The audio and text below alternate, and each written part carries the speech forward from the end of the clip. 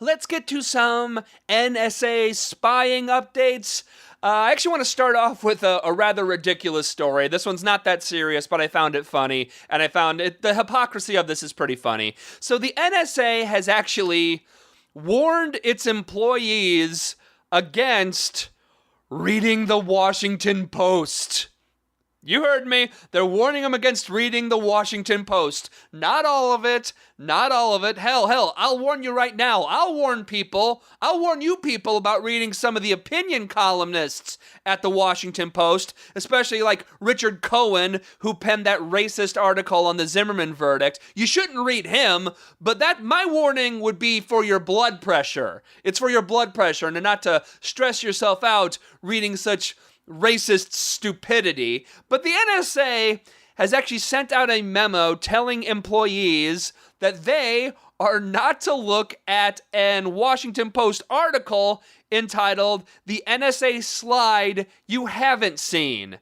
The slide shows the program Upstream, which the slide describes as, quote, collection of communications on fiber cables and infrastructure as data flows past.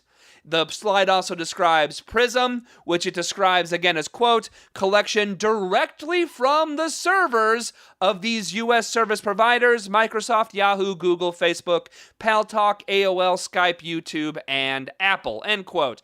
You know, again, a lot of people are harping on the PRISM and direct access, saying, oh no, direct access isn't what it is. Pardon me, but right on the slide, and Snowden has said it personally, that they do have direct access to the servers. It says it right there. But even more so, the slide shows that they have access to the data from the bloody fiber optic cables. The collection, they're collecting as, quote, the data flows past. That's what it says. As it's flowing past, they're grabbing it. Well, anyway, the NSA sent out a high importance memo that read, quote, there is a recent article on the Washington Post website that has a clickable link titled "The NSA Slide You Never Seen" that must not be opened on an unclassified government workstation. This link opens up a classified document which will raise the classification level of your unclassified workstation to the classification of the slide, which is reported to be TSNF. If opened on an unclassified system, you are obliged to report this to the SSO as a classified data spillage. Again, please exercise good judgment when visiting these web pages and clicking on such links. You may be violating your non-disclosure agreement in which you sign you will protect classified national security information. You may be subject to any administrative or legal action from the government. End quote. Oh man. So if some NSA person clicks on the Washington Post article and reads the Washington Post, they could be subject to administrative or legal action just for reading the Washington Post. That is how ridiculous this whole classification game is. It's a joke. It's a friggin' joke. And that just goes to show how hypocritical and how stupid all this classification is. But let's get to a more serious revelation. Spencer Ackerman at The Guardian has a report on how Wednesday, at a congressional hearing, the deputy director at the NSA, which is a man named Chris Inglis, Deputy Director Inglis revealed to Congress that NSA agents, when they're collecting data and doing their spying, actually do something called a 3-hop query on American citizens' data and records. So what does that mean and how exactly does it work? Okay, so let's say, for example, the NSA has a person of interest, someone they want to spy on. They would either under the Patriot Act or under the FISA order, the FISA orders, which again, by the way, 99% of them are approved.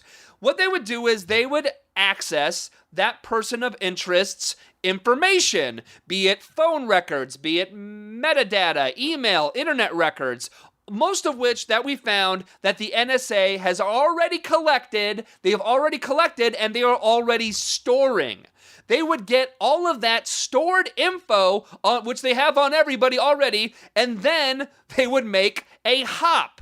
And that hop would be anyone the suspect contacted. If they contacted someone by phone, by email, by Skype, if they had someone's email address in their Gmail, their phone number in their phone, they would then get all of those people's phone, email, internet, metadata. They'd get that for all of those people who at some point had some contact with that person of interest at some point in history.